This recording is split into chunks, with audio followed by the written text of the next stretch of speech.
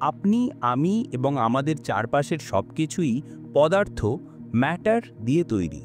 কিন্তু মহাবিশ্বের এক আশ্চর্য দিক হলো প্রতিটি কণারই একটি করে প্রতিপদার্থ বা অ্যান্টি কণা রয়েছে। যেমন ইলেকট্রনের প্রতিপদার্থ হলো পজিট্রন। অ্যান্টিম্যাটার হলো আমাদের পদার্থেরই আয়নার প্রতিচ্ছবি।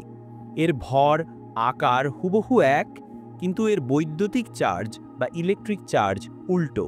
একটি অ্যান্টিপ্রোটনের চার্জ ঋণাত্মক, যেখানে সাধারণ প্রোটনের চার্জ ধনাত্মক। অ্যান্টিম্যাটার কেন এত রহস্যময়?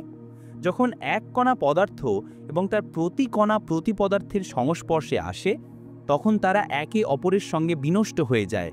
এই সংঘর্ষে কোনো কিছুই অবশিষ্ট থাকে না, শুধুমাত্র বিশুদ্ধ শক্তি নির্গত হয়, যা আইনস্টাইনের E=mc² সূত্র অনুযায়ী সবচেয়ে দক্ষ উপায়ে শক্তি উৎপাদন।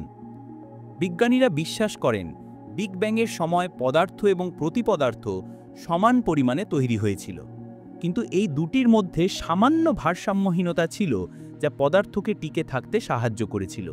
সেই ভারসাম্যহীনতাই হল আমাদের অস্তিত্বের কারণ। অ্যান্টিম্যাটার অবিশ্বাস্য রকম মূল্যবান।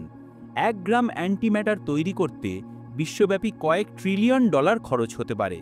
ভবিষ্যতে এটি হতে পারে মহাকাশ ভ্রমণের জন্য সবচেয়ে শক্তিশালী জ্বালানি।